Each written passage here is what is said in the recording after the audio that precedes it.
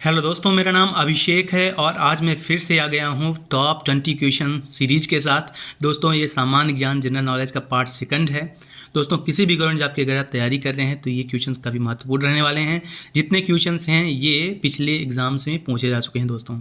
तो दोस्तों देखिएगा, पहला क्वेश्चन क्या है कि मध्य प्रदेश में करेंसी प्रिंटिंग प्रेस कहाँ स्थित है।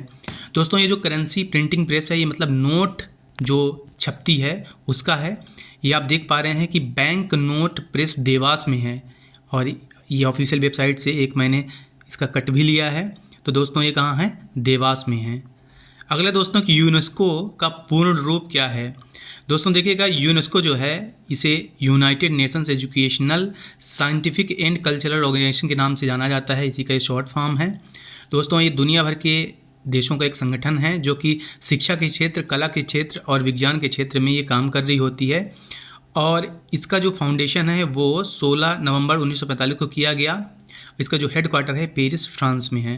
दोस्तों क्या होगा इसका पूरा नाम? United Nations Educational Scientific and Cultural Organization. अगला है कि मध्य प्रदेश में भगवान शिव को समर्पित प्राचीन पशुपतिनाथ मंदिर कहाँ है। दोस्तों, जो पशुपतिनाथ मंदिर है मध्य प्रदेश का वो मंदसौर में है। मंदसौर में जो मंदिर है ये शिवना नदी के तट पे है, शिवना नदी के किनारे है। और जो पशुपतिनाथ है ये शैविज्म जो ट्रेडिशन है, 6 इसके मेजर ट्रेडिशन रहते हैं उसमें से ये एक है। ये हिंदुज़म से संबंधित है, भगवान शिव को ये समर्पित है। दोस्तों, शिवना नदी के किनारे मंदसौर जिले में स्थित है पशुपतिनाथ टेम्पल। अगला है कि आयुष्मान भारत योजना के तहत प्रति परिवार प्रतिवर्ष चिकित्सा देखभाल के लिए कितनी राशि निर्धारित है। दोस्तों 2018 में आया था आयुष्मान योजना और इसके मुताबिक हर साल एक जो परिवार है वो 5 लाख तक का मुफ्त उपचार करा सकता है। तो सही उत्तर हो जाएगा दोस्तों 5 लाख। ये सरकारी और प्राइवेट सभी हॉस्पिटल्स के लिए मान्य है। मझगांव डॉकयार्ड लिमिटेड का मुख्यालय कहाँ है।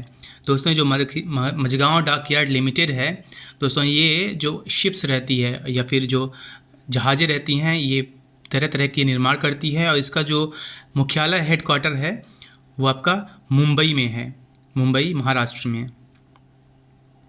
विक्रमशिला विश्वविद्यालय की स्थापना पाल राजा किसके द्वारा की गई। दोस्तों, जो विक्रमशिला विश्वविद्यालय है इसकी जो स्थापना है ये धर्मपाल द्वारा की गई और ये बुद्धिज़्म से रिलेटेड ही रहा है। और आप यहाँ पे वो इमेज भी देख पा रहे होंगे और ये बिहार में है। तो धर्मपाल हैं जिन्होंने विक्रमशिला विश्वविद्यालय की स्थापना की थी। स्वर्ण मंदिर भारत के किस राज्य केंद्र शासित प्रदेश में स्थित एक गुरुद्वारा है। दोस्तों, ये सिखों से संबंधित है और ये जो स्वर्ण मंदिर है ये अमृतसर पंजाब में है। और ये जो स्वर्ण मंदिर आप देख रहे हैं भारत का सबसे बड़ा एक सिख जो गुरुद्वारा है उनमें से एक है। 2.5 दिन का झोपड़ा कहाँ स्थित है। ये ऐतिहासिक एक स्थल है दोस्तों। 2.5 दिन का झोपड़ा बोल सकते हैं। ये दोस्तों आपका है अजमेर में। ये आपका अजमेर में है और ये इस्लाम से संबंधित है। यह माना जाता है कि 2.5 दिन में इसे बना लिया गया था, तैयार कर लिया गया था, इसलिए इसे 2.5 दिन का झोपड़ा कहा जाता है। राजस्थान में है, अजमेर में। निम्नलिखित में से कौन सा चंदेल राजाओं की राजधानी थी। दोस्तों, तब कभी चंदेलों का नाम आ जाए तो आपको क्या ध्यान देना है, आपको बुंदेलखंड ध्यान देना है जो मध्य प्रदेश का है। तो उनकी जो राजधानी थी वो जेजा के भुक्त थी, जो पहले किसका प्राचीन नाम है, खजुराहो का। तो जो चंदेल राजाओं की राजधानी है वो खजुराहो रही है और ये बुंदेलखंड का एक हिस्सा है। भारत के पहले मुख्य चुनाव आयुक्त कौन थे। दोस्तों, सुकुमार सेन जी ये भारत के पहले चुनाव आयुक्त रहे हैं और 1951-52 का जो इलेक्शन होता है और 1957 जो इलेक्शन होता है, पहले 2 आम चुनाव होते हैं, उसका संचालन इन्होंने कराया था। और बहुत महत्वपूर्ण है कि 1953 में सूडान में जो पहले चुनाव आयुक्त रहे हैं ये सुकुमार सेन ही रहे हैं। फीफा निम्नलिखित किस खेल से संबंधित है, किसका संगठन है। दोस्तों, जो फीफा है ये फुटबॉल से संबंधित है। फीफा वर्ल्ड कप आप सुनते होंगे। ये federation international D football association करके इसका है। ये फुटबॉल के लिए एक एसोसिएशन है। ये 1904 में स्थापित हुआ था 21 मई को और ये फुटबॉल को बढ़ावा देने के लिए, इंटरनेशनल मैचेस कराने के लिए बना है संघ। और इसका जो हेड क्वार्टर है आपका पेरिस, फ्रांस में है। रॉबर्ट ग्यूरिना इसके फाउंडर हैं। तो फुटबॉल के लिए फीफा शब्द जो है संगठन है वो काम कर रहा है। बाल चरखा संघ की स्थापना किसने की थी?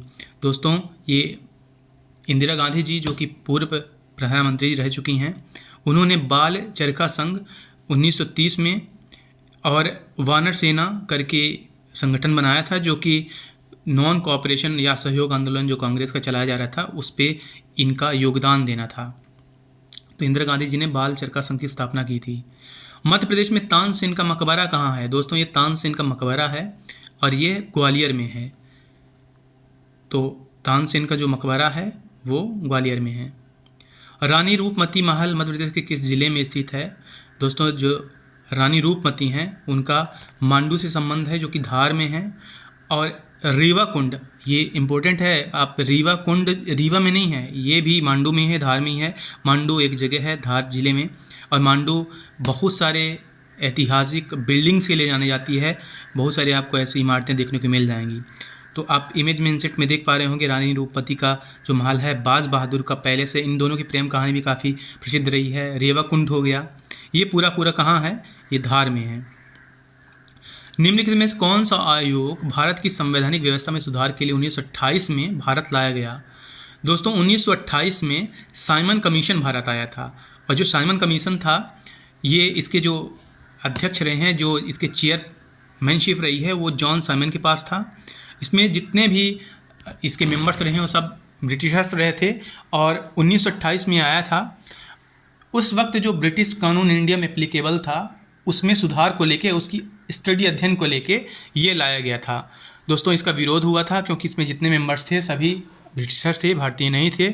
और इनके एक प्रोमिनेंट मेंबर थे, वो थे क्लीमेंट एटली, जो कि बाद में 1945-56 में पीएम बनते हैं आप ब्रिटेन के। और यही हैं वो क्लीमेंट एटली जो बोलते हैं महात्मा गांधी जी के बारे में कि वो बुढ़ा अभी तक जिंदा कैसे है करके, जब यहाँ पे अकाल पड़ा था। तो दोस्तों सेबेस्टियन वेटल किस देश के बेहतरीन रेसिंग ड्राइवर हैं? तो जो आपके सेबेस्टियन वेटल हैं ये जर्मनी से हैं, जो मोटर स्पोर्ट्स है इसमें उन्होंने अभूतपूर्व अमूल्य योगदान दिया है और दुनिया के सर्वश्रेष्ठ प्लेयर्स में एक रहे हैं। तो ये जर्मनी से रहे हैं। दोस्तों अगला क्वेश्चन है कि दारा शिकोह के पिता कौन थे? दोस्तों जो दारा शिकोह के पिता हैं वो शाहजहाँ रहे हैं। बाबर के बाद हुमायूं के बाद अकबर के बाद जहांगीर के बाद शाहजहाँ, फिर उसके बाद आप औरंगजेब का नाम सुनते हैं। दोस्तों औरंगजेब के भाई ही थे दारा शिकोह, और जो औरंगजेब है उनका पहले नाम रहता है मुहिउद्दीन। औरंगजेब जहाँ पे कट्टरवाद को ज़्यादा बढ़ावा दिए, दूसरी तरफ जो दारा शिकोह रहे हैं, इवन शाहजहाँ भी यही मान रहे थे, यही सोच रहे थे कि अगला जो उत्तराधिकारी रहेगा उनका वो दारा शिकोह ही रहेगा। दारा शिकोह कई सारे हिंदू जो ग्रंथ हैं, धर्म ग्रंथ हैं, उसका उन्होंने ट्रांसलेशन भी कराया। ये लिबरल माइंडेड मॉडर्न विचारधारा को मानने वाले ये मुस्लिम रहे थे, जो कि बैटल में कॉन्स्पिरेसी के तहत तो उस गद्दी के लिए ये औरंगजेब अपने भाई द्वारा ही असैसिनेटेड करवा दिए गए थे। तो ये दारा शिकोह के जो पिता हैं वो शाहजहाँ रहे थे। भीमबेटका मध्य प्रदेश के किस जिले में स्थित एक पूरा पाषाणकालीन आवासीय स्थल है? दोस्तों भीमबेटका मैं गया हूँ और ये आपका रायसेन में है, और यहाँ पे आपको पूरा पाषाणकालीन बहुत सारे ऐसे चित्र भी मिल जाएंगे, हिरण वगैरह चित्र मिल जाएंगे और भी बहुत सारी चीज़ें मिल जाएंगी। बहुत बड़ी बड़ी यहाँ पे गुफाएँ भी हैं। तो ये कहाँ है? ये आपका भीमबेटका जो रॉक शेल्टर्स है ये मध्य प्रदेश के रायसेन ज़िले में है। मध्य प्रदेश का सूर्य मंदिर कहाँ स्थित है? दोस्तों जो देश का है वो कोणार्क उड़ीसा में है, काफ़ी फेमस है। जो आपकी नोट रहती है उसमें भी आपको देखने को मिल जाएगा किसी किसी नोट पे। और ये जो आपका मध्य प्रदेश का सूर्य मंदिर है ये बिरला के द्वारा बनवाया गया था, और ये है आपका ग्वालियर में। सन टेम्पल सूर्य मंदिर मध्य प्रदेश का ग्वालियर में है। अगला है सुनीता विलियम्स एक प्रसिद्ध हैं, क्या रही हैं? दोस्तों ये काफ़ी फेमस हैं, ये अभी अंतरिक्ष से वापस आई हैं, एस्ट्रोनॉट हैं। तो ये अंतरिक्ष यात्री हैं सुनीता जो विलियम्स हैं, ये अमेरिकन एस्ट्रोनॉट हैं। तो सुनीता जो विलियम्स जो हैं वो अंतरिक्ष यात्री हैं।